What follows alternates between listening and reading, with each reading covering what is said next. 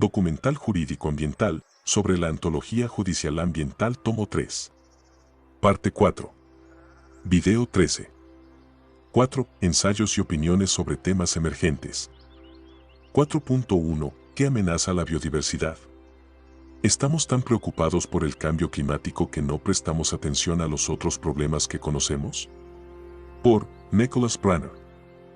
La revista Nature publicó un notable comentario sobre la crisis de biodiversidad, escrito por investigadores en la Universidad de Queensland y la Unión Internacional para la Conservación de la Naturaleza, UICN. El texto está basado en un estudio de 8.688 especies que se han clasificado en la lista roja de la UICN, ya sea como amenazadas, vulnerables, amenazadas o críticamente amenazadas, o casi amenazadas. El hallazgo principal es que las amenazas más prevalentes a esas especies son la sobreexplotación, que afecta a 72% de las especies estudiadas, y las actividades agrícolas, 62%. Estos datos por sí solos no parecen sorprendentes. Lo que es interesante es que el cambio climático, como un peligro para especies que ya se encuentran amenazadas, aparece mucho más abajo en la lista, afectando a 19% de las especies estudiadas. Las estadísticas señaladas pueden interpretarse de varias maneras. Una respuesta en el New Yorker, por Michelle Meadows, fue llamada ¿Se están preocupando demasiado sobre el cambio climático los conservacionistas? En el HuffPost Green se publicó una entrada con el encabezado «El cambio climático no es el mayor asesino de la biodiversidad». Esas reacciones presentan una pregunta significativa, pero un poco desconcertante, sobre las prácticas de conservación, el derecho y las políticas públicas. ¿Se está dando demasiada atención al cambio climático? Desde una primera mirada, la pregunta puede sonar tonta, dado que aún tenemos un largo camino que recorrer para comprender cómo cambiar a nuestra sociedad para resolver el dilema climático. Pero si el financiamiento para la investigación y el interés se centran desproporcionadamente en solo un boogeyman, se distraerá la atención de otros retos, como la deforestación, la fragmentación de hábitats o la sobrepesca. Por otro lado, si miramos los resultados en su conjunto, es impresionante ver cuántas especies ya están amenazadas hoy por los efectos del cambio climático. Como lo sugirió hace 2 meses James Watson, uno de los autores del estudio referido, las extinciones de especies que están ocurriendo ahora causadas por tensiones relacionadas con el clima, por ejemplo, sequías, derretimiento de hielo o el aumento del nivel del mar, deberían ser una fuerte llamada de atención. Desafiando la narrativa de que el cambio climático pasará en el futuro lejano. Por supuesto, enfocarnos en el cambio climático usualmente no será una empresa de suma cero. El cambio climático está conectado muy de cerca con muchos otros de los impulsores de la pérdida de biodiversidad. El desmonte de los bosques para expandir la producción agrícola, por ejemplo, reduce el hábitat de las especies forestales, al mismo tiempo que genera la emisión de cantidades significativas de gases de efecto invernadero. Con esto en mente, los responsables de las políticas públicas deberían evitar mirar el cambio climático de manera aislada. Los sistemas naturales son complejos, pero en la medida de lo posible necesitamos buscar soluciones para los problemas ambientales, que como mínimo sea menos probable que puedan exacerbar otros problemas sociales, económicos, culturales y ambientales. De forma más inmediata, el estudio mencionado presenta un recordatorio importante de que existe una gran necesidad ahora para enfocarnos en mejorar la implementación, el cumplimiento y la aplicación de las leyes ambientales existentes, empujando igualmente y en paralelo el cumplimiento de los compromisos climáticos internacionales, nacionales y locales. El cambio climático es una amenaza, no solo porque aumenta la presión sobre la diversidad biológica, sino también, por supuesto, directamente para las poblaciones humanas en zonas costeras, e indirectamente a través de los cambios potenciales para la agricultura. Pero incluso solucionar la crisis climática hará poco para cortar de raíz la marea de la extinción, si los otros problemas tradicionales continúan. 4.2. Revitalizando un tratado en el olvido sobre la protección de la naturaleza. Por David Hunter, Chet Streeter y William Snape. En el otoño de 1940, mientras la guerra se propagaba en Europa y Asia, los representantes de 17 democracias en América se reunieron en Washington, D.C. para negociar la Convención sobre la Protección de la Flora, la Fauna y de las Bellezas Escénicas Naturales de los Países de América, Convención de 1940, 19 países, incluido Estados Unidos de América, han ratificado la Convención, la cual, si se revitalizara, podría proporcionar un marco sólido para mejorar la conservación del notable patrimonio natural compartido en el hemisferio. Liderar un esfuerzo así podría revertir parcialmente la tibia participación de la administración del presidente Biden en la Cumbre de las Américas en junio, avanzando no solo la conservación, sino también la integración y estabilidad económica en el hemisferio. Hace un llamado a cada parte para establecer parques nacionales y otras áreas protegidas, proteger las plantas y animales en general, adoptar medidas para proteger a las aves migratorias y restringir la caza y captura, así como la exportación e importación de ciertas especies. Las partes también acordaron colaborar en la investigación científica relacionada con la conservación y a compartir equitativamente los beneficios de esa investigación. Debido en buena medida a la Convención, los parques nacionales y otras áreas protegidas ahora salpican el paisaje panamericano, proporcionando beneficios económicos y ecológicos. Áreas de hábitats vitales, así como de valor científico y escénico únicos, han sido preservadas para la humanidad. Bajo la Convención, países desde Estados Unidos hasta Costa Rica, Chile o Argentina han dado pasos para proteger la naturaleza y conservar las especies en los parques nacionales y las áreas protegidas, con beneficios derivados para luchar contra el cambio climático y construir una industria dinámica de ecoturismo. Aún así, los esfuerzos para la conservación bajo la Convención y en el hemisferio occidental en general padecen una falta de coordinación internacional y apoyo institucional. Diferentes tratados independientes y una variedad de redes, alianzas y colaboraciones más informales abordan las aves migratorias del hemisferio, las tortugas marinas, los mamíferos marinos, las mariposas monarca y los arrecifes de coral. Sin embargo, estos esfuerzos son aislados y no cuentan con los recursos suficientes. Hay una ausencia de una política integral de coordinación o un marco institucional. La Convención sobre la Conservación de Especies Migratorias de Animales Silvestres, en teoría, podría proporcionar un marco efectivo para la cooperación dirigida a la conservación de la naturaleza en América, como lo ha hecho en Europa. Sin embargo, relativamente pocos países en este hemisferio son partes. Estados Unidos y México, por ejemplo, son partes de la Convención de 1940, pero no se han unido al Tratado sobre Especies Migratorias. Mientras que la Convención sobre la Protección de la Flora, la Fauna y de las Bellezas Escénicas Naturales de los Países de América cuenta con una aceptación más amplia, las partes no han celebrado una reunión formal desde que fue ratificada en 1940. También carece de un secretariado funcional, una oficina profesionalizada para apoyar su implementación. Desde la década de 1940 hemos aprendido que las reuniones periódicas y regulares, así como un secretariado de tiempo completo y con financiamiento suficiente, son requisitos esenciales para la efectividad de los tratados internacionales. Y en este caso podría ayudar a los gobiernos y a toda la comunidad dedicada a la conservación a realizar las siguientes acciones. Compartir conocimiento científico e iniciativas de políticas públicas. Movilizar recursos públicos y privados para una conservación más efectiva, basada en la ciencia, que se enfoque en los puntos más críticos de los ciclos de vida de las especies migratorias. Establecer un conjunto de prioridades para la conservación, incluyendo la mitigación del cambio climático o la reducción de los detonadores de la inmigración de especies. Llamar la atención colectiva sobre las amenazas transnacionales a la naturaleza. Un patrimonio amenazado.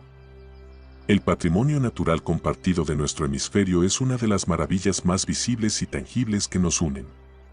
La migración anual de aves entre las zonas de invernada en Centroamérica y América del Sur y las áreas de reproducción de verano en América del Norte es uno de los espectáculos más grandes de vida silvestre en el planeta.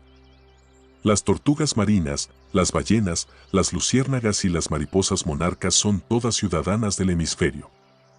Ya sea en el Amazonas o en el Gran Cañón, la Patagonia o los bosques boreales, las cataratas del Niágara o Iguazú, el sistema arrecifal mesoamericano o las playas del Caribe, Las riquezas naturales del hemisferio son lugares de orgullo nacional y destinos internacionales que contribuyen a nuestro sentimiento de pertenencia a América.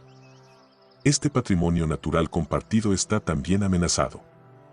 La negación sobre el cambio climático del anterior presidente, Donald Trump, y del presidente brasileño, Jair Bolsonaro, por ejemplo, han causado un daño sin precedentes a ecosistemas vitales y demostrado la necesidad de foros regionales más efectivos para expresar las preocupaciones colectivas.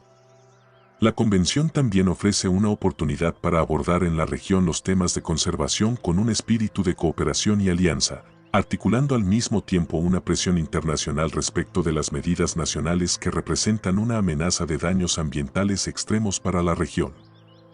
En suma, la Convención de 1940 es un camino de bajo riesgo y alta recompensa para la administración del presidente Biden para fortalecer nuestras relaciones estratégicas en el hemisferio. Toda vez que Estados Unidos la han ratificado, la administración puede utilizar su autoridad ejecutiva para reunir a las partes y otros países en el hemisferio con el objetivo de definir un mapa para mejorar la conservación colaborativa. Una convención revitalizada no solo proporcionaría protecciones esenciales para nuestro patrimonio natural compartido, sino que también fortalecería nuestras relaciones en el hemisferio occidental en general, con efectos secundarios críticos para la cooperación económica, la paz y la seguridad en la región. 4.3. Prevención y lucha contra el tráfico de vida silvestre, un imperativo mundial por John Scanlon.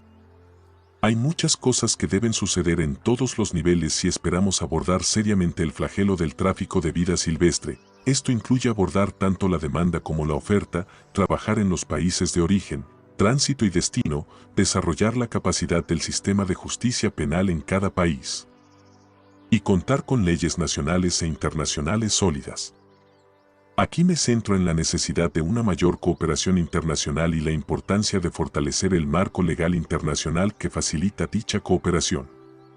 Voy a explorar el caso de un nuevo acuerdo legal internacional sobre delitos contra la vida silvestre, un acuerdo que tome la forma de un protocolo adicional bajo la Convención de las Naciones Unidas contra el Crimen Organizado Transnacional, UNTOC, para combatir y prevenir el tráfico ilícito de vida silvestre, tal como ha sido convocada por los presidentes de Angola, Costa Rica, Gabón y Malawi. Actualmente, existen protocolos para combatir la trata de personas, el tráfico ilícito de migrantes y el tráfico de armas de fuego. Cuando hablo de vida silvestre, incluyo toda la fauna y flora silvestres, incluidas todas las especies de peces y árboles, no solo las 38.000 enumeradas en la Convención sobre el Comercio Internacional de Especies Amenazadas de Fauna y Flora Silvestres, CITES, que constituyen 0.5% de los 8 millones de especies de nuestro mundo. Durante un periodo de 2010 a 2012 se estimó de forma conservadora que más de 100.000 elefantes fueron asesinados por su marfil. Se han hecho avances desde entonces, pero son frágiles. Gracias al buen trabajo de las autoridades de Sri Lanka, determinaron que el contrabando estaba destinado a ser enviado a Emiratos Árabes Unidos y transitó por Kenia y Sri Lanka, donde fue incautado. Da una idea de a lo que nos enfrentamos. La Oficina de las Naciones Unidas contra la Droga y el Delito, UNODC, estima que se trafican 6.000 especies protegidas por CITES. Entonces, ¿por qué necesitamos ampliar nuestros esfuerzos internacionales? Los informes de IPES, UNEP, UNODC, el Banco Mundial, entre otros, describen gráficamente las graves consecuencias ambientales de los delitos contra la vida silvestre, para nuestro clima, ecosistemas, animales y plantas silvestres, así como para la salud humana y animal. Pero el daño es más profundo que eso. Sabemos que estos delitos involucran el robo de recursos naturales vitales de las comunidades locales e indígenas, desalientan a los inversionistas legítimos y socavan a los gobiernos de los países de origen, y lo hacen privándolos de ingresos, alimentando la corrupción, destruyendo los medios de subsistencia, hiriendo y matando a los guardabosques y creando inestabilidad nacional y regional. Si sumamos los costos de los impactos en los ecosistemas, entonces, el Banco Mundial estima los costos de estos delitos en la asombrosa cifra de 1 a 2 billones de dólares cada año. A modo de ejemplo, los elefantes juegan un papel vital para garantizar que los ecosistemas saludables y los ecosistemas saludables capturen más carbono. Y Ralph Chamy, del Fondo Monetario Internacional, ha calculado un valor de 1.75 millones de dólares por cada elefante del bosque, basándose únicamente en los servicios climáticos que proporciona. Abordar con éxito estos delitos exige altos niveles de cooperación nacional e internacional y, desde hace algún tiempo, he tenido la oportunidad de ayudar a galvanizar el apoyo entre países, organismos encargados de hacer cumplir la ley y muchos otros, para combatir y prevenir los delitos contra la vida silvestre. Me desempeñé como secretario general de CITES durante 8 años, de 2010 a 2018, momento en el que participé directamente en múltiples esfuerzos colectivos para lograr este objetivo, incluido el establecimiento, institucionalización y atracción de recursos para el Consorcio Internacional para Combatir los Delitos contra la Vida Silvestre, ICC, que presidí durante sus primeros 8 años. Menciono esto porque he visto el progreso que hemos logrado a través de una mayor cooperación internacional y acción nacional. Estos esfuerzos han resultado en una mayor atención y recursos dedicados al tema, lo cual es alentador. Pero es igualmente claro que estos logros son insuficientes y frágiles. A pesar de estos esfuerzos, aún no estamos cerca de terminar con los delitos contra la vida silvestre. En cambio, vemos que estos delitos continúan aumentando en un contexto de desafíos ambientales, de salud humana y de seguridad que cambian rápidamente. Solo mire la difícil situación del pangolín, por ejemplo. A pesar de recibir lo que se llama el nivel más alto de protección bajo CITES, la caza furtiva y el tráfico han alcanzado niveles récord, con miles de estos asombrosos animales que continúan siendo capturados, traficados y consumidos ilícitamente. En las últimas semanas, hemos visto informes de una escalada de la caza furtiva de rinocerontes en Sudáfrica por su cuerno. Y en febrero de este año, los guardaparques fueron asesinados trágicamente en una emboscada en el Parque Nacional W. Benin. Incidentes horribles como estos ocurren con demasiada frecuencia. Debemos abordar mejor la demanda y el tráfico para aliviar la presión sobre nuestros valientes guardabosques que están sirviendo en el frente, y esto requerirá una cooperación internacional mucho más profunda y una acción nacional en todos los países de origen, tránsito y destino. Llega un punto en que hay que reconocer que lo que se está haciendo no es suficiente. Mi enfoque aquí está en el marco legal internacional. Nuestro marco actual no es adecuado para abordar las realidades ambientales globales de hoy, especialmente en lo que se refiere al flagelo de los delitos contra la vida silvestre. A menudo se hace referencia a las CITES como proveedora de algún tipo de marco legal.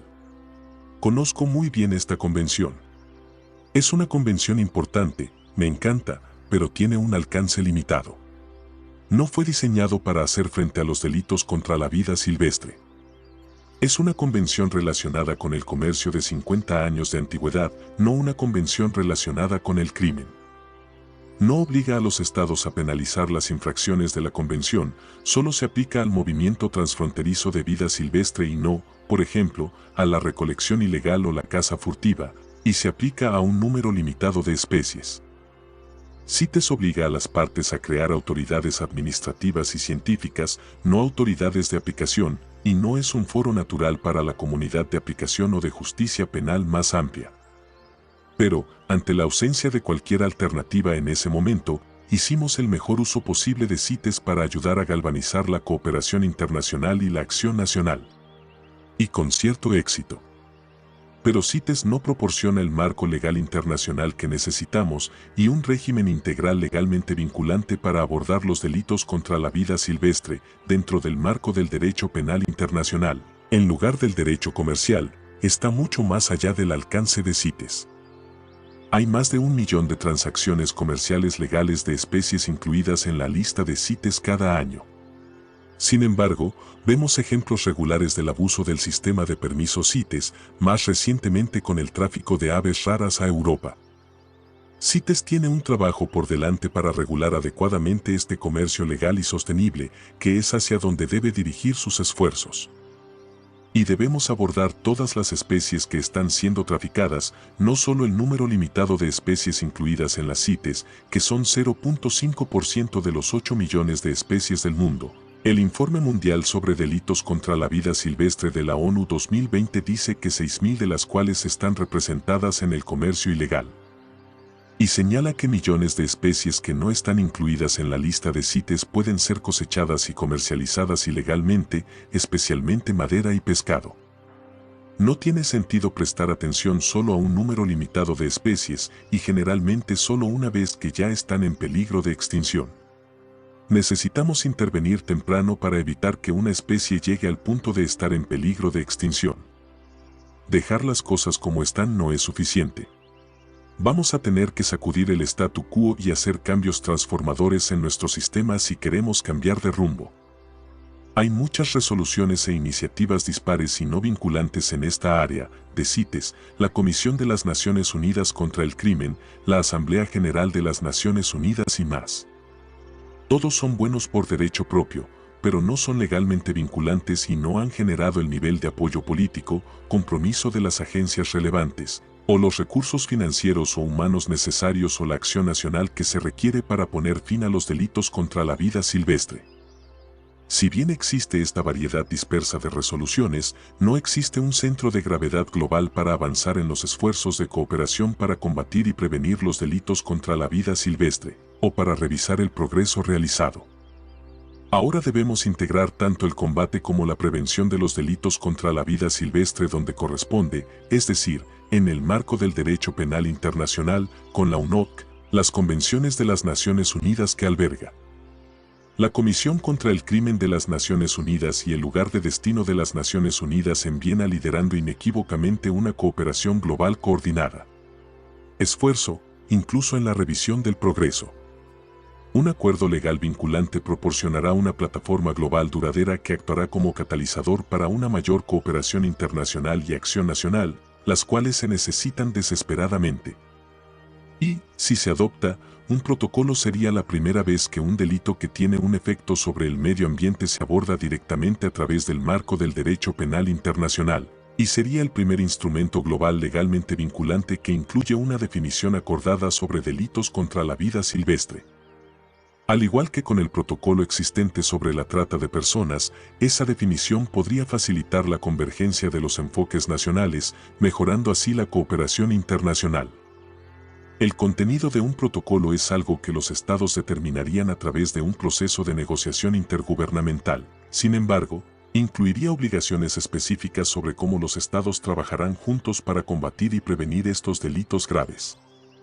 Basándose en los 3 protocolos de la UNTOC existentes sobre trata de personas, tráfico de migrantes y tráfico de armas de fuego, así como en la legislación nacional de muchos países, incluidos Australia, China, México, Mozambique y Estados Unidos. Así como en la guía pertinente de la UNOC sobre la redacción legislación para combatir los delitos contra la vida silvestre, el EWC, para ayudar a facilitar la discusión, ha esbozado algunas de las disposiciones que podrían contemplarse. Entonces, ¿cuáles son los tipos de disposiciones que uno podría encontrar dentro de dicho acuerdo? Los estados podrían, a través de un protocolo, acordar por primera vez una definición de delitos contra la vida silvestre y una amplia gama de obligaciones para prevenir y combatir tales delitos. Por ejemplo, podrían establecer la conducta que debe tipificarse como delito. Incluir cualquier especie de fauna o flora silvestre dentro del alcance del protocolo, incluidas las especies de peces y árboles, que esté protegida por cualquier ley internacional o, lo que es más importante, por cualquier ley nacional. Abordar la recolección, toma, posesión, compra, venta, incluso por medios electrónicos, importación o exportación, o introducción desde el mar de vida silvestre objeto de comercio ilícito. Convertir en delito penal la importación de cualquier vida silvestre o producto de la vida silvestre a un país si se ha adquirido en contravención de las leyes nacionales del país de origen, lo que representa una expresión notable de cortesía entre las naciones, un respeto mutuo por las leyes de los demás. Abordar específicamente el papel y las responsabilidades de los transportistas de contrabando, como las líneas aéreas y el transporte marítimo. Exigir la verificación de la legitimidad y validez de los documentos, incluidos los documentos sospechosos de uso indebido, lo cual es un gran problema en el marco de las CITES. Cooperar en materia de formación y asistencia técnica. Sensibilizar al público y tomar medidas para desalentar la demanda. Compartir información, por ejemplo, sobre grupos conocidos activos en el tráfico ilícito, sobre sus métodos de encubrimiento, rutas de transporte conocidas y experiencias y prácticas legislativas. Compartir muestras forenses, cuya importancia hemos visto con el excelente trabajo realizado en Marfil de Elefante por el Dr. Sam Wasser y otros.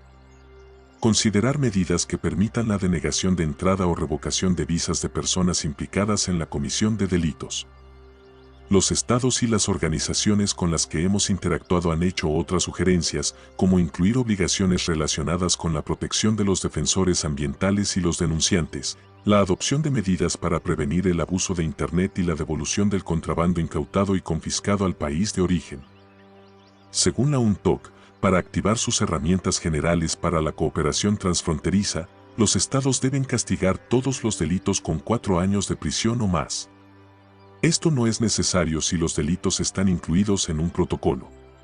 Como tal, un protocolo sobre delitos contra la vida silvestre activaría automáticamente sus disposiciones. Esto es muy útil y reflejaría la conveniencia de brindar una gama más amplia de opciones de penalización para los delitos contra la vida silvestre, según el valor del contrabando y el nivel de daño causado, incluidas las órdenes de servicio comunitario, la restitución, el pago de daños y multas, así como prisión. Hemos visto un liderazgo extraordinario de los presidentes de Angola, Costa Rica, Gabón y Malawi, quienes han hecho un llamado poderoso y unido para un nuevo protocolo. Este llamamiento visionario fue realizado por los presidentes de 4 países de origen ricos en biodiversidad que están profundamente comprometidos con la lucha contra los delitos contra la vida silvestre. En sus declaraciones, han reconocido que nuestros acuerdos globales y aspiraciones para proteger nuestra biodiversidad en la tierra y el mar, abordar el cambio climático, prevenir la próxima pandemia y lograr el desarrollo sostenible, no se cumplirán. A menos que aumentemos seriamente nuestros esfuerzos de cooperación para abordar los delitos contra la vida silvestre.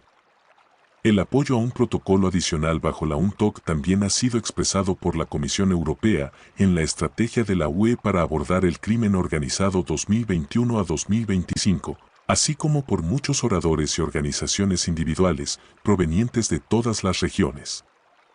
Angola, Kenia y Perú llevaron este llamado un paso más allá en mayo de este año, cuando presentaron una resolución pionera sobre fortalecimiento del marco legal internacional para la cooperación internacional para prevenir y combatir el tráfico ilícito de vida silvestre. A la 31ª sesión de la Comisión de las Naciones Unidas sobre Prevención del Delito y Justicia Penal, CCPCJ, que fue adoptada por consenso. Esta resolución invita a los Estados miembros a proporcionar a la Oficina de las Naciones Unidas contra la Droga y el Delito sus puntos de vista sobre las posibles respuestas, incluido el potencial de un protocolo adicional a la Convención de las Naciones Unidas contra la Delincuencia Organizada Transnacional para abordar las lagunas que puedan existir en la actual resolución. Marco legal internacional para prevenir y combatir el tráfico ilícito de vida silvestre. Es la primera vez que una resolución de la ONU menciona un posible nuevo acuerdo global para abordar el tráfico ilícito de vida silvestre. La resolución también invita a los Estados miembros a compartir sus experiencias, buenas prácticas y desafíos en la prevención y lucha contra el tráfico ilícito de vida silvestre y su legislación nacional en la materia.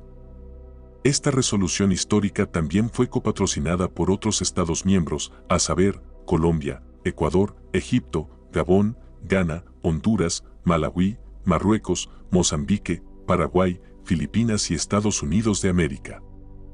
Al adoptarlo, los Estados miembros se han embarcado en un proceso histórico, reconociendo que los avances hacia la creación de un acuerdo mundial sobre los delitos contra la vida silvestre serán un camino largo y sinuoso. Durante los próximos 12 meses, en preparación para la 32ª sesión de la CCPCJ en 2023, los estados formularán sus puntos de vista sobre un protocolo adicional a la UNTOC sobre el tráfico ilícito de vida silvestre y participarán en un diálogo constructivo e inclusivo. Finalmente, para decirlo en pocas palabras, son las comunidades locales e indígenas que viven entre la vida silvestre, los inversionistas legítimos y los gobiernos de los países de origen, así como nuestra biodiversidad global, el clima, la salud y la seguridad, los que deberían beneficiarse de la vida silvestre del mundo. Y no criminales organizados. Alcanzar esas aspiraciones del interés de todos, pero si dejamos el sistema actual como está, no llegaremos. Un nuevo acuerdo internacional para abordar los delitos contra la vida silvestre es solo una de las muchas acciones complementarias que se deben tomar, pero es una parte integral para hacer realidad esa aspiración. 4.4. La justicia en materia de derechos sobre los cursos de agua. Por Claudia S. de Wind. La jurisprudencia de derechos sobre los cursos de agua en general aborda distintos aspectos del agua, tanto el derecho humano como la política y gestión del recurso hídrico. El papel de los jueces es responder a las demandas sociales. Estas demandas, en lo referido al medio ambiente, el cambio climático y la afectación del recurso hídrico, en la última década han ido en aumento. Los jueces se han convertido en este contexto en garantes de la sostenibilidad. La justicia se ha visto emplazada a manifestarse sobre el agua, su valor y sus usos. Las primeras decisiones que recuerdo sobre este tema, incluso de cortes de provincia en Argentina, tenían que ver con la suspensión del servicio por falta de pago. Sin embargo, a la fecha, se evidencia una evolución importante en la perspectiva judicial, que ha ido sentando criterios, Declaración de Brasilia de Justicia Hídrica, Octavo Foro Mundial del Agua. Por primera vez en 2005 y en los 2 años siguientes, 2006 y 2007, la Corte Interamericana de Derechos Humanos hizo referencia en fallos a la afectación del acceso al agua limpia. Esto en un contexto de derechos de pueblos indígenas, vinculando la afectación con su capacidad de supervivencia y el mantenimiento de sus formas de vida. Esta línea jurisprudencial interamericana ha avanzado. El pasado abril, por primera vez, la Corte analizó en un caso contencioso, por la vía autónoma a partir del artículo 26 de la Convención Americana, precisamente contra Argentina, comunidades indígenas miembros de la Asociación La Caunjat, Nuestra Tierra, VS. Argentina, Corte IDH-CP 24/2020, los derechos a un medio ambiente sano, a la alimentación adecuada, al agua y a la identidad cultural, ordenando medidas de reparación, incluyendo acciones para el acceso al agua. Por otro lado, el Tribunal de Justicia de la Unión Europea en 2012 sentó otro precedente importante sobre una disputa de más de 2 décadas en cuanto a un proyecto de irrigación que cambiaría el curso del río Atelos en Grecia, C-43/10. El fallo respondió a la cuestión de si, en virtud de una directiva europea, el riego y el suministro de agua potable constituyen razones para obviar el interés público y justificar el impacto de un proyecto en la integridad de ecosistemas sensibles o protegidos. El Alto Tribunal, entonces, manifestó que el regadío y el abastecimiento de agua para la población responden en principio a esas condiciones, y pueden justificar por tanto la realización de un proyecto de desviación de aguas a falta de solución alternativa. En asuntos similares, la Corte Suprema de la Nación Argentina ha tomado decisiones en lo que respecta al interés colectivo y el recurso hídrico, de avanzada, estratégicas y más que fundadas. Previo a fallos como el del río Atuel en la sonada controversia entre La Pampa y Mendoza, los tribunales se enfocaban solo en las necesidades humanas, no en la integridad de un ecosistema necesario para satisfacerlas. Al establecer un caudal mínimo y las medidas correspondientes para mantenerlo, la Corte contribuyó. Ensayos y opiniones sobre temas emergentes a cerrar el círculo entre los derechos de las personas y la protección de la naturaleza para garantizar el derecho al agua. Enfoque sobre legislación existente en América. América Latina cuenta con más de un siglo de experiencia en temas relacionados con la gobernabilidad de los recursos hídricos, contando con un sinnúmero de tratados y con la primera Ley de Aguas de Bolivia aprobada en 1906. Si bien el enfoque de la legislación en la gestión integrada de los recursos hídricos, GIR, es pertinente, existe un sinnúmero de desafíos en su implementación y en la concertación de los distintos intereses que giran alrededor del agua. Aún existiendo un derecho humano fundamental al agua en al menos 6 países de la región, prevalecen desafíos importantes en la disponibilidad y acceso al agua. En general, la región se evidencia un aumento en cobertura de agua potable, pero al mismo tiempo incrementa la contaminación por metales pesados, sintéticos, mercurio, químicos y desechos tóxicos, así como la deforestación y erosión del suelo.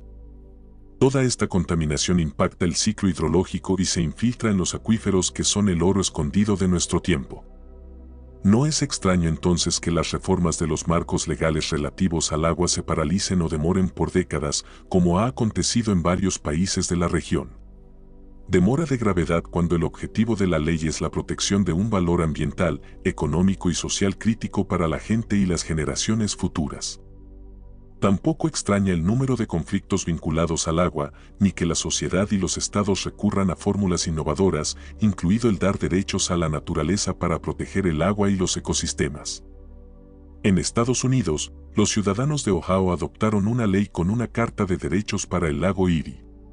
En Nueva Zelanda, un tratado entre el gobierno y los maoríes reconoció los derechos de un río que los maoríes consideran su ancestro, merecedor de respeto y protección.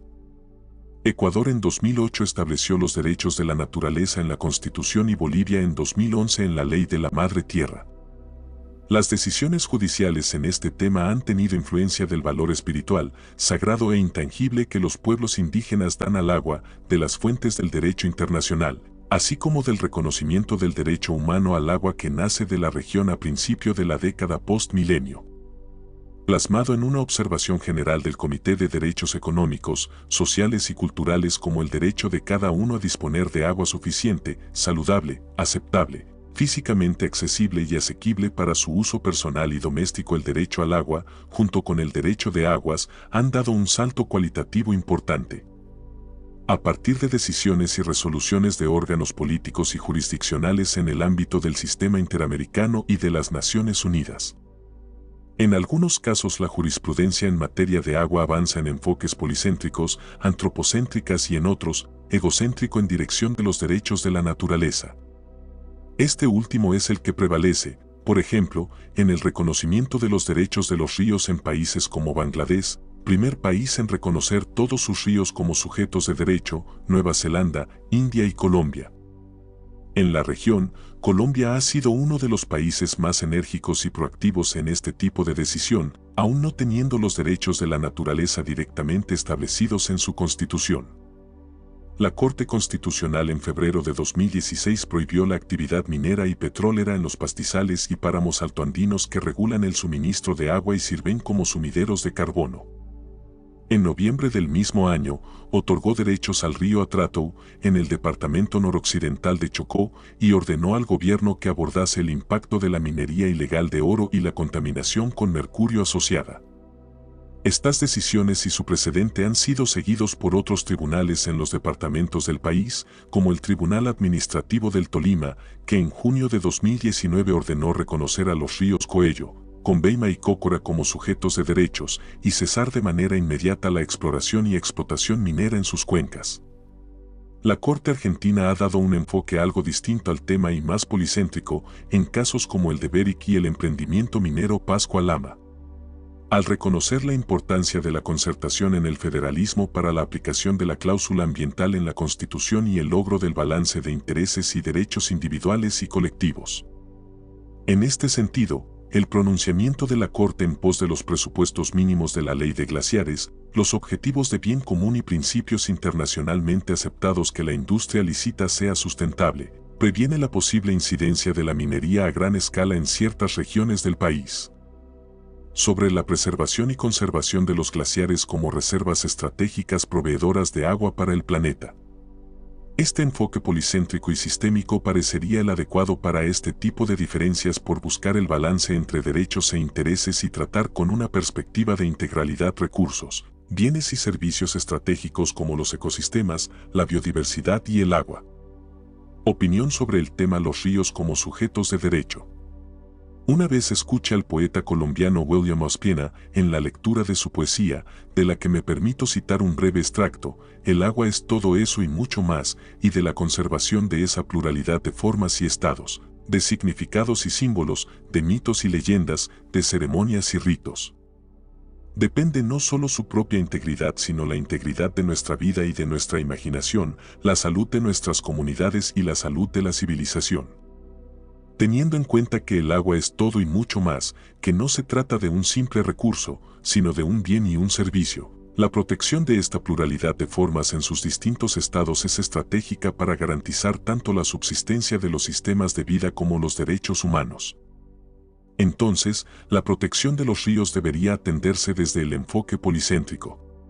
La naturaleza del agua como un bien estratégico, parte de un sistema protegido jurídicamente para garantizar diferentes usos, balance y derechos, requiere este enfoque, mas no necesariamente en la noción de una persona o sujeto de derechos. Sin embargo, es importante tener en cuenta las diferentes circunstancias y el marco legal en cada caso. En muchos lugares del mundo, reconocer que la naturaleza tiene derechos y que esos derechos deben y pueden ser exigibles ante la justicia es más que una percepción. En esos lugares, está fundada en un marco legal que otorga la personería ambiental. 4.5. Estándares de protección del derecho a la defensa del medio ambiente, el territorio y a la naturaleza. 4.5.1. El papel del Poder Judicial en el cambio transformador para permitir la defensa de los derechos ambientales. Por Claudia S. de Wind. América Latina sigue siendo la región más violenta para los defensores del medio ambiente, incluidos los activistas de derechos ambientales, y los mecanismos creados para protegerlos son ineficaces, junto con el acceso a la justicia que sigue siendo débil. La prevalencia de la corrupción, las deficiencias en la gobernabilidad democrática, las redes del crimen organizado y las altas tasas de impunidad contribuyen a condiciones peligrosas para los defensores del medio ambiente en América Latina. A pesar de todos los esfuerzos, el cumplimiento y la aplicación de las leyes ambientales y la implementación de los compromisos descritos en los acuerdos regionales e internacionales pertinentes sigue siendo un desafío importante en América Latina. Si bien en general los defensores del medio ambiente emplean formas de protesta no violentas, los conflictos socioambientales asociados con los proyectos de inversión y las formas en que el acceso a la información, la participación pública en la toma de decisiones y el acceso a la justicia, derechos de acceso, se implementan. Observan y facilitan para las comunidades y el público en general están teniendo un impacto negativo en el ambientalismo de base y los derechos humanos cuando se hacen demandas de la sociedad con respecto a las prácticas de uso y explotación de los recursos naturales por parte de actores sociales en un conflicto socioambiental. Los principales sectores donde hay conflictividad de este tipo asociada a la situación de los defensores ambientales son los agronegocios, las industrias extractivas, la extracción de madera y la construcción de represas o proyectos hídricos. Los derechos ambientales reclamados tienen que ver con afectaciones al agua, suelo, aire, flora y fauna, ecosistemas. Que en muchos casos no quiere decir que haya un actuar ilícito, pero sí que las decisiones carecen de legitimidad desde la perspectiva de la gente. Esta es una de las causas que podrían identificarse como estructurales y que inciden en el incremento de homicidios de personas defensoras de derechos humanos que conforme a la Comisión Interamericana de Derechos Humanos y al Relator Especial de la ONU sobre Derechos de los Defensores de Derechos Humanos suceden en el contexto de la defensa de la tierra, el medio ambiente y la oposición a megaproyectos. Aún teniendo grandes avances, como el Acuerdo Regional sobre el Acceso a la Información, la participación pública y el acceso a la justicia en asuntos ambientales en América Latina y el Caribe, conocido como Acuerdo de Escazú. La opinión consultiva 23, OC 23, emitida por la Corte Interamericana de Derechos Humanos, entre otros, persisten grandes desafíos. En un momento en el que los defensores son más necesarios, dada la múltiple crisis que enfrenta la humanidad y su conexión con los derechos humanos, el derecho a responder y defender lo que realmente importa a las comunidades locales, el medio ambiente, su tierra está en riesgo incluso en las sociedades democráticas. Por lo tanto, la protección de los defensores del medio ambiente requiere una mejor comprensión de los conflictos ambientales, el papel que desempeñan en ellos las diferentes partes interesadas del gobierno, la sociedad civil, las empresas y el poder judicial, junto con los factores que permiten a los defensores del medio ambiente movilizarse con éxito para la defensa del derecho a un medio ambiente sano y equilibrado. Cabe mencionar que el derecho fundamental a un medio ambiente sano ha sido establecido por 24 estados de la región en el ámbito constitucional. La opinión consultiva 23, al referirse a las obligaciones de los estados para su garantía se refiere a aquellos los derechos de acceso a la información, a la participación pública, en la toma de decisiones y políticas que pueden afectar el medio ambiente y a la garantía del acceso a la justicia. La relevancia de la OC 23/2017 ante la realidad de las defensoras y defensores de derechos ambientales por encontrarse entre los grupos de personas defensoras que se encuentran en riesgo especial es indiscutible. A través de un breve análisis de los precedentes judiciales, a continuación se explora el papel del Poder Judicial en lograr un cambio transformador para garantizar a los defensores ambientales un entorno seguro y propicio para su trabajo, propicio para ser reconocidos y actuar sin estar sujetos a amenazas, restricciones, ataques o inseguridad. Es decir, el entorno necesario para detener la violencia contra los defensores ambientales en América Latina. La violencia contra estas personas, más allá de afectar sus garantías individuales, impacta nuestras democracias y casa común. Si bien la seguridad física es una respuesta urgente y necesaria para la efectiva e inmediata protección de personas defensoras, este tipo de medidas no es suficiente para garantizar la seguridad. Las defensoras y defensores de derechos ambientales contribuyen a la consolidación del Estado de Derecho y son un pilar esencial para el fortalecimiento de las sociedades democráticas. Su voz es representativa de los ideales democráticos de nuestros pueblos que no pueden existir sin un medio ambiente sano. A los defensores de los derechos humanos ambientales les define principalmente lo que hacen. Inhibirles de la defensa del ambiente y el territorio es inhibirles de sus derechos, los que toda persona tiene a la libertad de pensamiento y de expresión, así como también el derecho individual o colectivamente a promover y procurar la protección y realización de los derechos humanos y las libertades fundamentales en los planos nacional e internacional. Ese derecho a responder y proteger lo que nos importa y cuyo ejercicio es fundamental en las sociedades democráticas debe ser respetado y sin duda las Cortes tienen un papel. 1. La Judicatura puede contribuir dictando medidas de protección que contribuyan al entorno seguro y propicio, incluido en Escazú, y necesario para la defensa de estos derechos. El caso Blanca Janet Cagues Fernández contra Honduras se elabora sobre el concepto de preservación del medio, cuya integridad constituye un derecho de todos, milita en esa dirección y requiere tutela.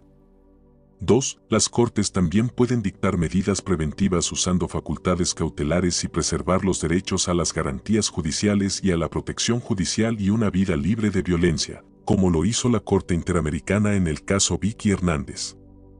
3. Las Cortes pueden fomentar la promoción, prevención, protección, respeto y la reparación por los actores empresariales, como se ilustra en los casos de Fábrica de Fogos contra Brasil y Buzos Misquitos contra Honduras. Las Cortes pueden contribuir a que el sector privado sea más bien un socio en la sostenibilidad. 4. Las Cortes pueden mandar una señal importante con la celeridad procesal y la agudeza en sus decisiones en los casos en los que se vea afectado el derecho a la defensa de los derechos ambientales y en los que haya actos de agresión, violencia y asesinatos de defensores.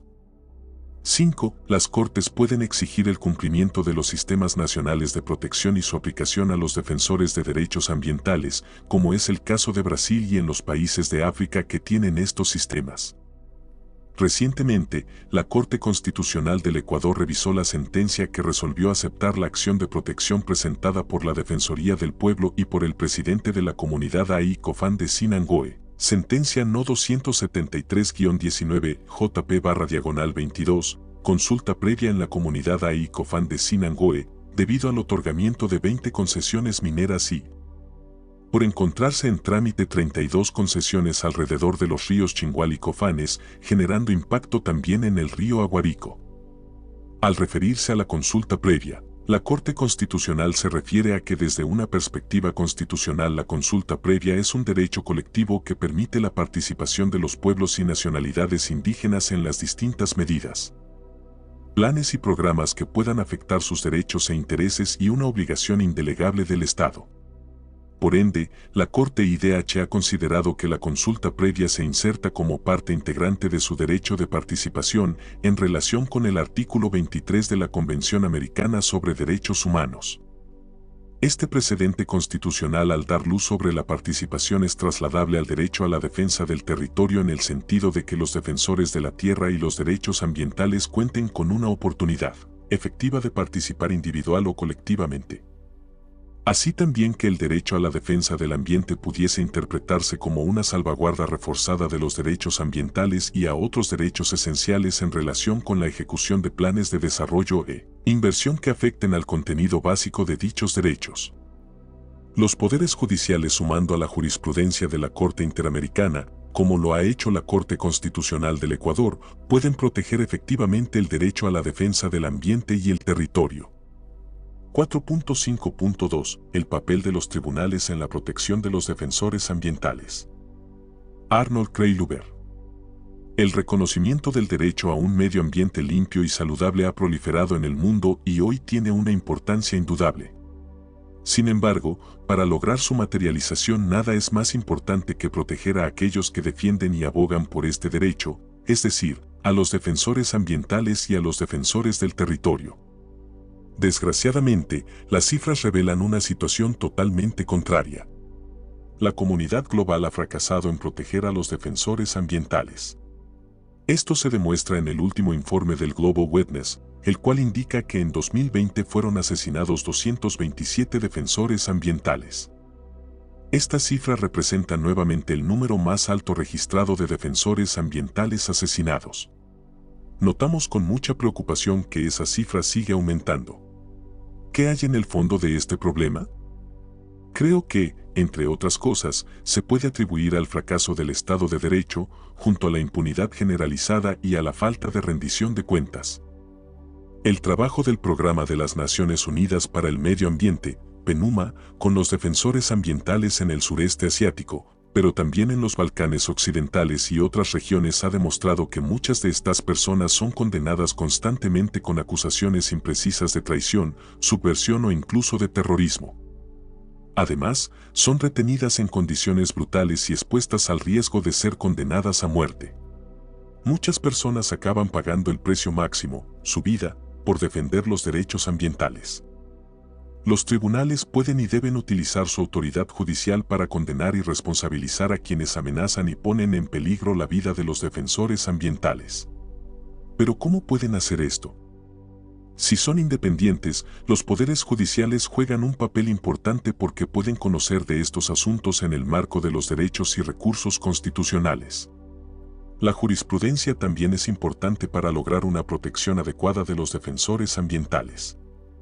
El papel que deben desempeñar los poderes judiciales a través del mundo se refleja en los asuntos que resuelven, los cuales han versado desde la minería hasta la contaminación del agua y del aire.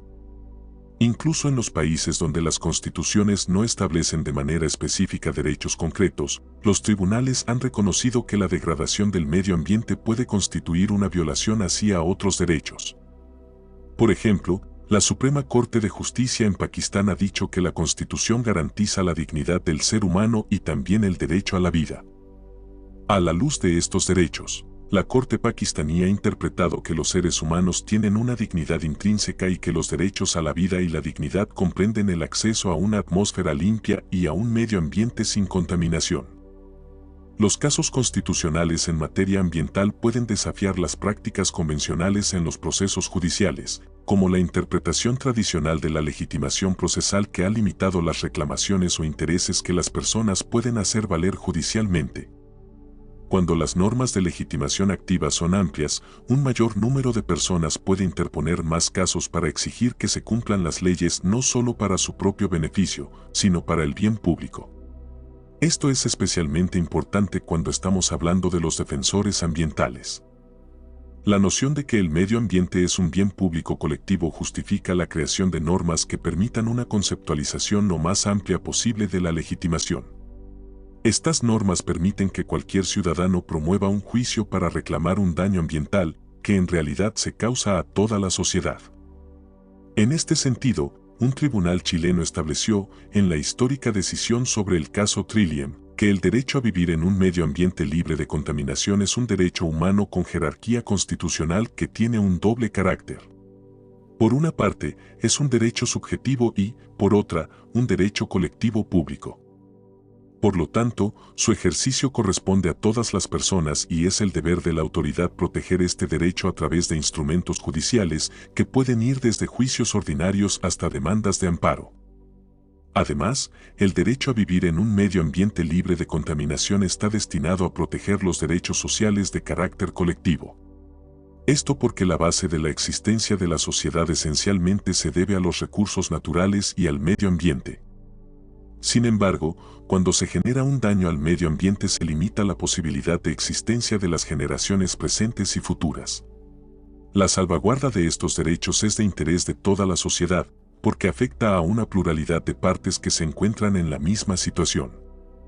Aunque en muchos casos se ha ampliado, tanto a través de la legislación como en la jurisprudencia, los tribunales se enfrentan continuamente a nuevas problemáticas relacionadas con su papel para proteger efectivamente a los defensores ambientales.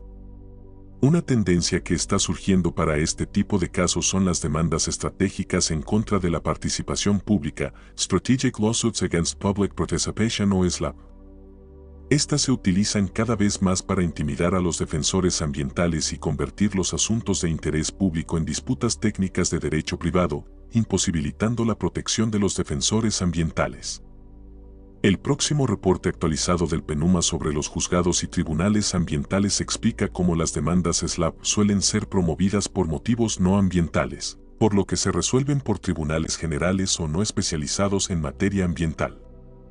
En muchos casos los jueces de los tribunales generales no cuentan con la información y los conocimientos necesarios para relacionar estos casos con los problemas ambientales que hay detrás y en este sentido dejan pasar la oportunidad de vincular las preocupaciones ambientales que los asuntos no ambientales buscan encubrir.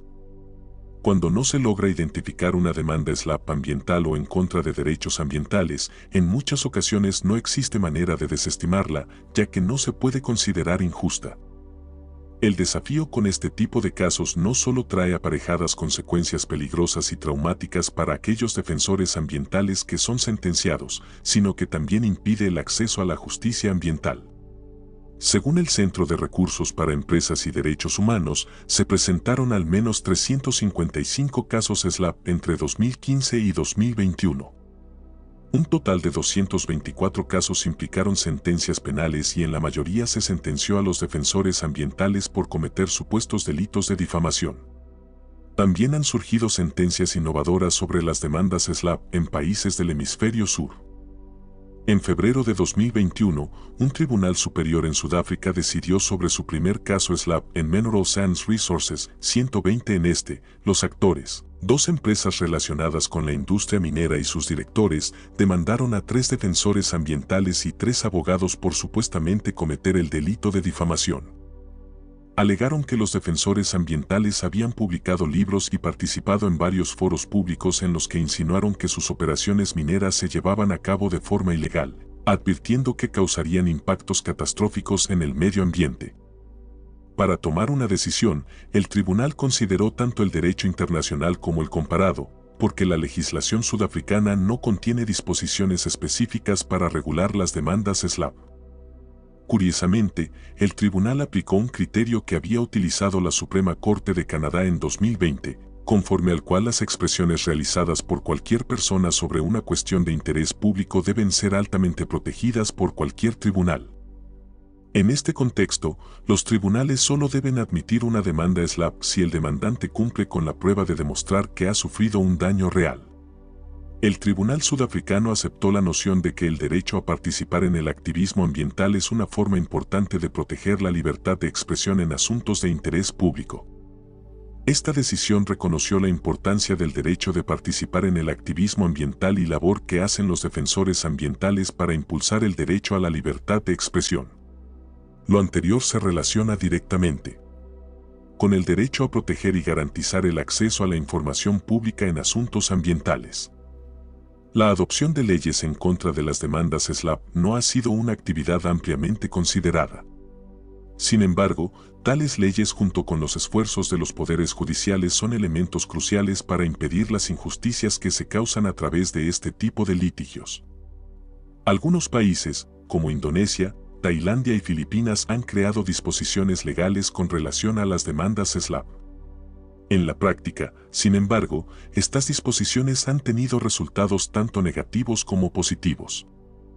Por ejemplo, en Indonesia en 2018 la Suprema Corte resolvió en contra de la legislación anti-SLAP en el caso de Budi Pego, un activista que participó en protestas comunitarias para detener la destrucción causada por la minería de oro en su provincia. La corte resolvió que Budi Pego había encabezado una protesta en contra de la compañía minera Bumi Successindo, BSI, durante la cual se había promovido el comunismo, que está prohibido en la legislación penal de Indonesia. La condena a Budi Pego se basó en el argumento de que durante la protesta utilizó pancartas y publicidad con símbolos comunistas. La interpretación de la Suprema Corte estableció que ni la legislación anti-SLAPP ni la Ley de Protección y Gestión Ambiental protegen a los manifestantes que contravengan las leyes anticomunismo de 1998, porque no se pueden llevar a cabo manifestaciones sin una autorización previa emitida por la autoridad. Budi Pego fue sancionado con 10 meses en prisión. Pero también hay un caso sobre una demanda SLAPP en el que el resultado fue realmente positivo, sorprendentemente también en Indonesia. En agosto de 2021, un tribunal superior de Indonesia revocó el sobreseimiento de una demanda interpuesta por 6 personas en contra de una fábrica de tapioca, al considerar que sus reclamos no eran frívolos y que la empresa no podía utilizar una denuncia penal para silenciar sus críticas sobre los daños ambientales.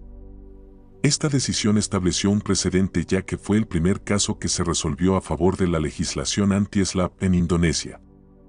Dado que los defensores ambientales desempeñan un papel importante para avanzar hacia un verdadero estado de derecho ambiental, sus derechos y sus vidas deben obtener la protección más amplia por parte de los tribunales del mundo. A su vez, la forma en que los tribunales mundiales abordan el tema relacionado al crecimiento de los casos de demandas SLAPP es algo que tiene una importancia crítica. Hay casos regionales e internacionales que también sirven para orientar a los jueces. Los casos ambientales traen aparejadas problemáticas globales, pero también tienen impactos locales. Muchos países se esfuerzan constantemente para cumplir con sus compromisos internacionales en materia ambiental, incluyendo esfuerzos para interpretar los derechos que les corresponden a los defensores ambientales. Al lidiar con asuntos SLAPP, específicamente en aquellos países que no cuentan con instrumentos legales en contra de este tipo de técnicas, es importante que los poderes judiciales tomen en cuenta las disposiciones y sus compromisos internacionales. La sociedad civil y los defensores ambientales no deben dudar en solicitar a los tribunales nacionales que obliguen a los gobiernos a adoptar políticas acordes con los compromisos asumidos mediante los diversos instrumentos internacionales. Los ciudadanos también pueden pedir que los tribunales respeten los derechos reconocidos constitucionalmente como el derecho humano a un medio ambiente sano, entre otros derechos. El derecho a un medio ambiente sano hasta ahora solo ha sido reconocido en instrumentos regionales y en algunas constituciones. Pero globalmente es una iniciativa que poco a poco está empezando a aumentar. La resolución del Consejo de Derechos Humanos adoptada el 8 de octubre de 2021 es un instrumento importante que por primera vez reconoció mundialmente que el derecho a un medio ambiente sano es un derecho humano. Esto a su vez puede impulsar de forma gradual a los países a reconocer los derechos de los defensores ambientales. Han surgido preguntas controversiales respecto a la manera de aplicar los tratados internacionales. Por ejemplo, existen disputas relacionadas con la correcta aplicación de los instrumentos internacionales, conflictos jurisdiccionales y la división de poderes.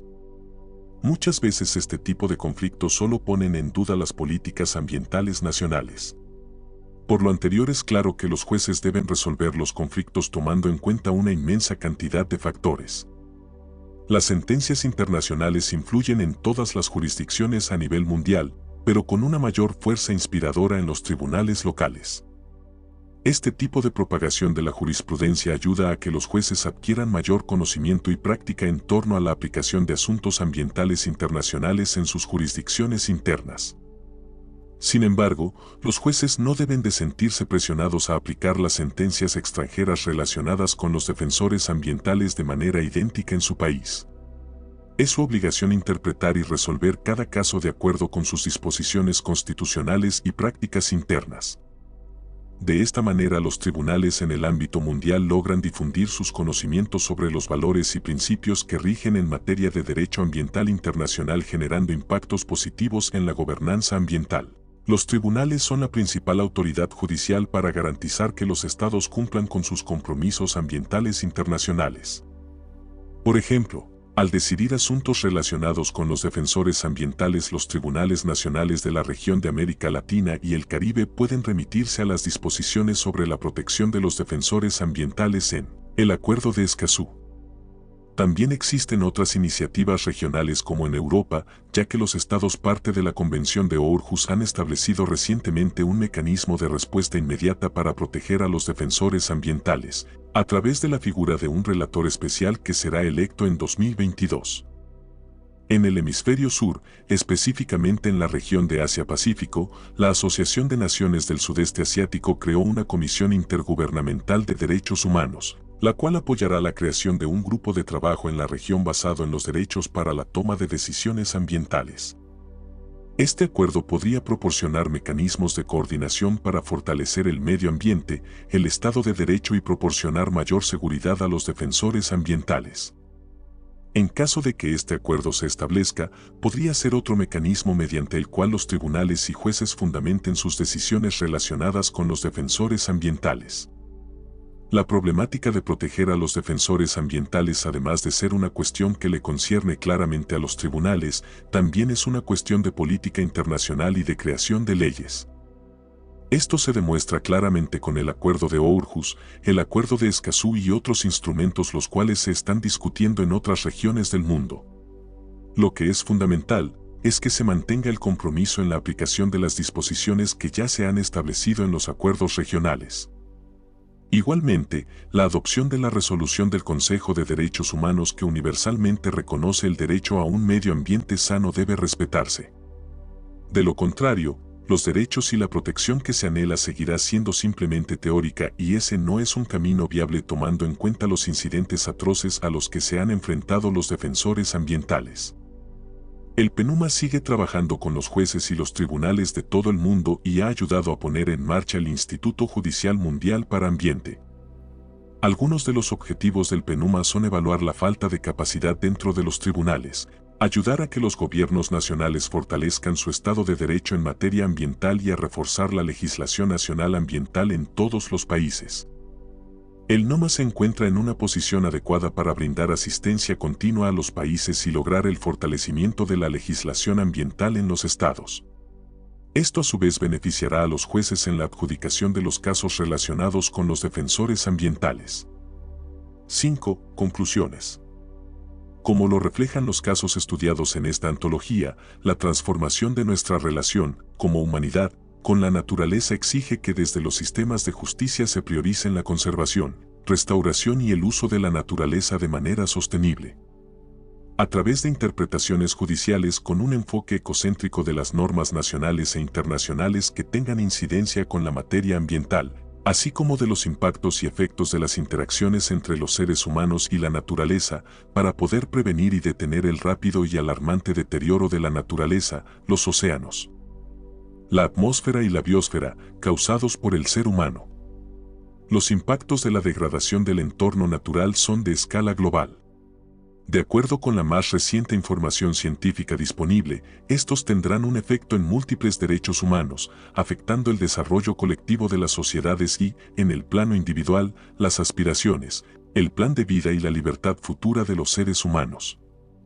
En este contexto, es crucial que, en esta década crítica para la humanidad, como autoridades de la Administración y Procuración de Justicia, las juezas, los jueces y demás operadores jurisdiccionales tomen conciencia sobre la importancia de reconocer los derechos de la naturaleza y que supervisen la correcta aplicación y cumplimiento efectivo de las normas de derecho ambiental, garantizando y priorizando en todo momento la protección de la biodiversidad, especialmente en los casos relacionados con la preservación de la integridad ecológica de las áreas naturales protegidas, la protección de los bosques, la conservación de especies en peligro de extinción, endémicas y migratorias, y la preservación de los ecosistemas marino-costeros y de los océanos. Así como la jurisprudencia ambiental de la Suprema Corte de Justicia de la Nación sobre los ecosistemas de manglar y las áreas naturales protegidas lo demuestra, a través de la implementación de un marco teórico normativo y del desarrollo de principios jurídicos rectores para la interpretación del derecho humano a un medio ambiente sano. Es posible que desde los sistemas de justicia se sienten las bases para garantizar la reparación y remediación de los daños ambientales, por ejemplo, a través de la vinculación de órganos e instituciones científicas en la ejecución de las órdenes judiciales de restauración de los ecosistemas de humedales y manglares. A lo largo de este tomo ha quedado claro que, como lo han realizado de manera similar múltiples cortes y tribunales, la aplicación de los principios de prevención y precautorio desempeña una función esencial en el análisis de las evaluaciones de impacto ambiental de los proyectos y actividades de desarrollo, particularmente empleando la vertiente de la mejor información científica disponible para acreditar que se tomen en consideración en este tipo de controversias todos los impactos ambientales de manera acumulativa, y no de manera fragmentada. De igual modo, en el derecho comparado, estos y otros principios, como el de la función ecológica de la propiedad, han tenido un papel fundamental para la protección de la vida silvestre y, en especial, de los ecosistemas forestales. No obstante, especialmente en las jurisdicciones que no cuentan con tribunales ambientales, la especialización de los órganos de justicia en la protección ambiental es evidente ante las exigencias que plantean los litigios ambientales para el diseño de medidas de reparación adecuadas y efectivas. Como en los casos de deforestación de las selvas tropicales o en los que el manejo no sustentable de las tierras ha ocasionado una alteración significativa en el suelo de los ecosistemas forestales. Además, se dedicó un apartado especial a la protección de los ecosistemas marino, costeros y a la crisis de los océanos, en el que se hizo aún más evidente la importancia de asegurar el cumplimiento del deber de todas las autoridades del Estado mexicano de proteger los sitios de biodiversidad y las áreas ambientalmente críticas para la preservación de las especies marinas y corales en atención a los principios de transversalidad, desarrollo sustentable, precaución, indubio pro natura, indubio pro agua, equidad intergeneracional, progresividad y propter rem, así como de la función ecológica de la propiedad. La opinión de reconocidos expertos en esta materia complementó con un enfoque crítico la importancia cada vez más grande que tiene la intervención de los sistemas de justicia, a través del control judicial de decisiones ambientalmente cuestionables o ante la inacción de las autoridades correspondientes, frente a los riesgos e impactos de las crisis de los océanos y de la biodiversidad.